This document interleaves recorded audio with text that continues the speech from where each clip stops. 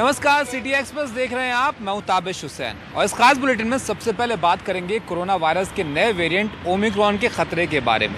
इसको लेकर अब भारत सरकार भी अलर्ट पर है और आज गृह मंत्रालय ने एक आपातकालीन बैठक की जिसमें फैसला किया गया कि अंतर्राष्ट्रीय उड़ानें दोबारा शुरू करने के फैसले की समीक्षा की जाएगी। लंबे समय तक सोच विचार के बाद केंद्र सरकार ने 15 दिसंबर से अंतर्राष्ट्रीय उड़ानें शुरू करने का ऐलान किया था। कल नए वेरिएंट के खतरे को लेकर हुई बैठक में पीएम मोदी ने भी अंतर्राष्ट्रीय उड़ानें शुरू करने के फैसले की समीक्षा की बात कही थी। कोरोना वायरस के नए वेरिएंट को लेकर दुनिया भर में हड़कंप मचा हुआ है। इसको लेकर केंद्रीय स्वास्थ्य मंत्रालय ने राज्यों को चिट्ठी लिखी है। सभी राज्यों और केंद्र शासित प्रदेशों को दोबारा से आगाह किया गया है। केंद्रीय स्वास्थ्य मंत्रालय ने कहा है कि विदेश से आने वाले सभी यात्रियों की टेस्टिंग अच्छे से की जाए। संक्रमित पाए जाने पर सैंपल इंसेकॉग लैब भेजने के लिए कहा गया है। स्वास्थ्य मंत्रालय ने कम टेस्टिंग कर रहे राज्यों को जल्द से जल्द टेस्टिंग बढ़ाने के लिए कहा है। दिल्ली के मुख्यमंत्री अरविंद केजरीवाल ने कोरोना के नए वेरिएंट को लेकर पीएम मोदी को चिट्ठी लिखी है, जिसमें उन्होंने कहा कि यूरोप समेत कई देशों ने ऐसे देशों से उड़ानों पर रोक लगा दी है जो कि कोरोना के इस नए वेरिएंट से जूझ रहे हैं। केजरीवाल ने कहा कि भारत को इन देशों से उड़ानों पर रोक लगा देनी चाहिए। केजरीवाल ने लिखा है कि इस मामले में थोड़ी भी देरी नुकसानदेह साबित हो सकती है। कृषि कानूनों की वापसी के ऐलान के बाद भी दिल्ली की सीमा पर किसान जमे हुए हैं। उनका साफ कहना है कि जब तक एमएसपी और बाकी मांगों पर बात नहीं बनती है, उनका आंदोलन जारी रहेगा। मुंबई में हुई किसान महापंचायत में भी आज यही आवाजें बुलंद हुई। किसान महापंचायत के बाद संयुक्त किसान मोर्चा के नेता गेटवे ऑफ इंडिया के पास पहुंचे, जहां समंदर में शहीद किसानों की अस्थियां विसर्जित की गईं। किसानों का दावा है कि 1 साल के आंदोलन के दौरान 700 से ज्यादा किसान शहीद हुए हैं।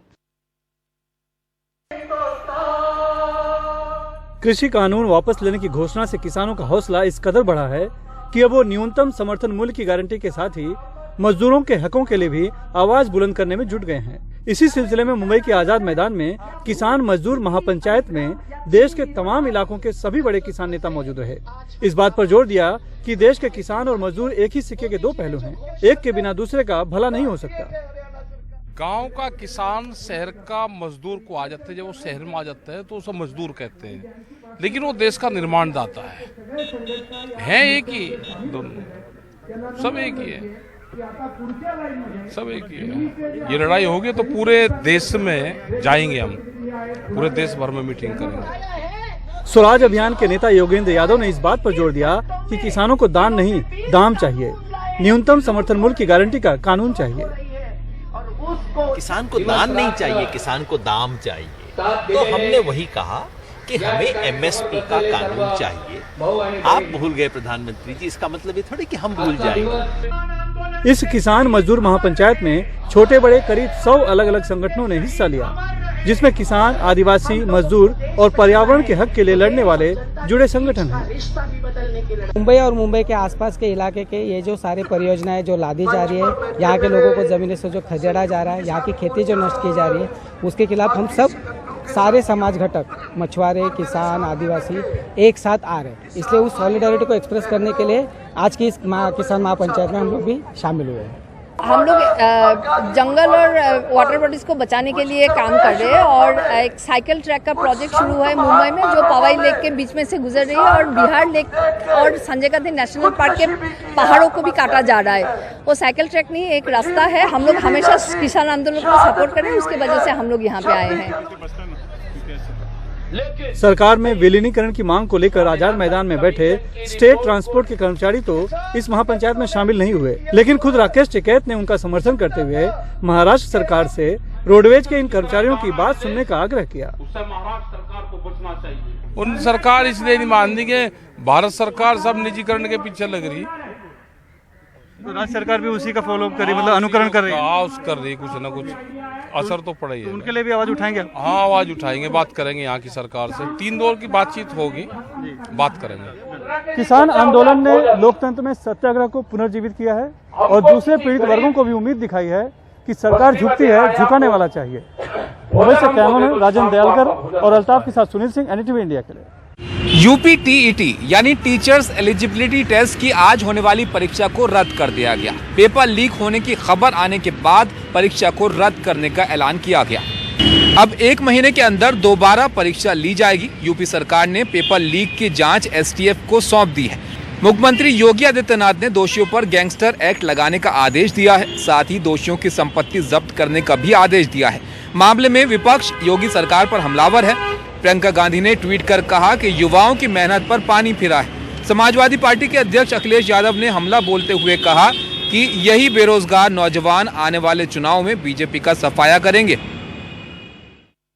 संसद का शीतकालीन सत्र सोमवार से शुरू होने जा रहा है। इस सत्र में सरकार की तरफ से 2 दर्जन से ज्यादा बिल रखे जाएंगे। वहीं विपक्ष सरकार को किसान, महंगाई और बेरोजगारी के मुद्दे पर घेरने की तैयारी में है। संसद के शीतकालीन सत्र का कामकाज शांति से चले, इसके लिए बुलाई सर्वदलीय बैठक में 31 दलों के 42 नेता शामिल हुए। विपक्ष की ओर से मल्लिकार्जुन खड़गे, अधीर रंजन चौधरी, डेरेक ओब्रायन, सुदीप बंदोपाध्याय, सतीश चंद्र मिश्रा, रामगोपाल यादव, फारूक अब्दुल्ला, संजय सिंह समेत तमाम नेता शामिल हुए। सरकार की ओर से राजनाथ सिंह, पीयूष गोयल और प्रहलाद जोशी बैठक में मौजूद रहे, लेकिन प्रधानमंत्री नरेंद्र मोदी का बैठक में मौजूद न रहना विपक्ष को रास नहीं आया। 3 काले कानून किसानों के जो विरोध थे उन्होंने तो वापस लिया, लेकिन उसमें उन्होंने ये भी कहा था कि कानून तो ठीक है, मैं लोगों को समझा नहीं पाया। तो इसका मतलब यही होता है कि कानून आज ना कल किसी और रूप में आ जाएगा। एक डर हमको भी है। तो हम ये पूछना चाहते थे, अगर प्राइम मिनिस्टर यहाँ आते तो वो क्या करना चाहते इन विषयों पे। सरकार पहले ही इस बात का ऐलान कर चुकी है कि वो सोमवार को कृषि कानून वापसी का बिल लेकर आएगी, लेकिन विपक्ष सरकार पर दबाव कम करने को तैयार नहीं दिख रहा है। विपक्ष की मांग है कि सरकार फसलों के न्यूनतम समर्थन मूल्य की गारंटी का कानून बनाए। किसान आंदोलन के दौरान जिन किसानों की जान गई, उनके परिजनों को मुआवजा दे। लखीमपुर कांड के मुख्य आरोपी आशीष मिश्रा के पिता गृह राज्य मंत्री अजय मिश्रा टेनी को बर्खास्त किया जाए। सरकारी कंपनियों के विनिवेश को रोका जाए। विधायकों में महिलाओं के लिए 50% आरक्षण का बिल लाया जाए। इन तमाम मुद्दों के अलावा विपक्ष पेट्रोल और डीजल के बढ़े हुए दामों और चीन के साथ जारी तनाव पर सरकार को घेरने की कोशिश करेगा। एक तो कृषि बिल का ऊपर जरूर उसका न्यूनतम सहायक मूल्य को एक लीगल कवरेज देना चाहिए। दूसरा, हम लोगों ने आए थे यहाँ price rise petrol diesel with domestic gas and essential commodities. उसके बाद हम लोगों ने कहा कि बीएसएफ 50 किलोमीटर तक हमारे स्टेट में घूस के एरिया में चले आएंगे। ये विषय को लेके मुख्यमंत्री पिछले हफ्ता में प्रधानमंत्री से भी मिले। विपक्ष के तेवरों का अंदाजा तभी मिल गया जब आम आदमी पार्टी के सांसद संजय सिंह सर्वदलीय बैठक से उठकर चले गए। आरोप लगाया सरकार कहीं बोलने नहीं देती। आप लोग जिन्ना जिन्ना करते घूम रहे हैं, किसान गन्ना गन्ना कर रहा है, आप कुछ सुनने को मानने को तैयार नहीं है। ना पार्लियामेंट में बोलने देते हैं, ना ऑल पार्टी मीटिंग में बोलने देते हैं। तो ऐसी मीटिंग में रह के क्या फायदा है। विपक्ष के ऐसे तेवर के बीच सरकार का कहना है कि वो सदन में हर मुद्दे पर चर्चा के लिए तैयार है। नियम के अधीन जो कुछ भी चर्चा माननीय स्पीकर और माननीय चेयरमैन परमिट करते हैं, वो सब चर्चा के लिए सरकार तैयार है। सर्वदलीय बैठक में सदन का तालमेल बेहतर करने पर यह रस्मी चर्चा जरूर हुई, पर संसद का शीत सत्र बिना हो हल्ले के चल पाएगा, इसके आसार नहीं दिख रहे हैं। संसद का शीतकालीन सत्र भी मानसून सत्र की तरह हंगामेदार रहने की पूरी संभावना है। हालांकि ऑल पार्टी मीटिंग में टकराव टालने की कवायद तो जरूर हुई, लेकिन कोई भी पक्ष झुकने को तैयार नहीं है, न ही सत्ता पक्ष और न ही विपक्ष। संसद भवन से कैमरामैन मनु नायर के साथ Rajiv Ranjan, NDTV India. City express में यहाँ रुकेंगे एक छोटे से ब्रेक के लिए। ब्रेक के बाद आप देखिए stand up comedian Munawar Faruqui ने क्यों कहा कि नफरत जीत गई और मैं हार गया।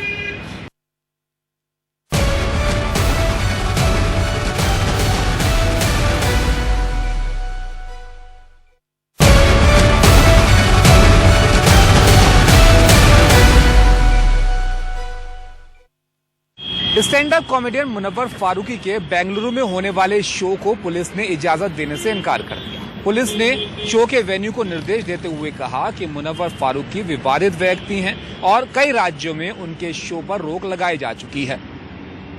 मुनव्वर फारूकी का शो आज बेंगलुरु के गुड शेफर्ड में होना था। इसके बाद मुनव्वर फारूकी ने ट्वीट करके कहा कि नफरत जीत गई और मैं हार गया, अलविदा। पिछले 2 महीने में stand up comedian Munawar Faruqui के 12 शो रद्द हो चुके हैं।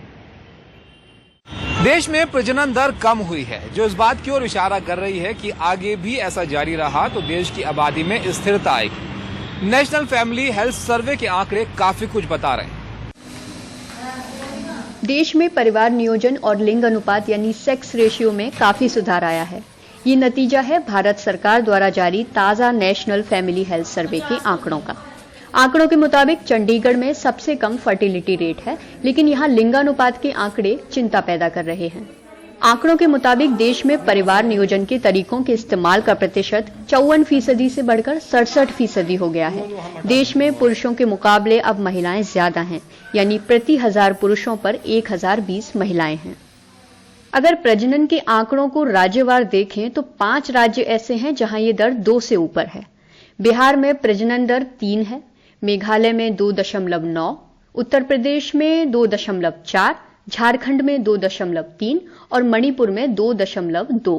जिन 5 राज्यों में प्रजनन दर सबसे कम है वो हैं पंजाब, जहां ये दर 1.6 है, पश्चिम बंगाल में भी 1.6, महाराष्ट्र में 1.7, कर्नाटक में 1.7 और आंध्र प्रदेश में भी 1.7।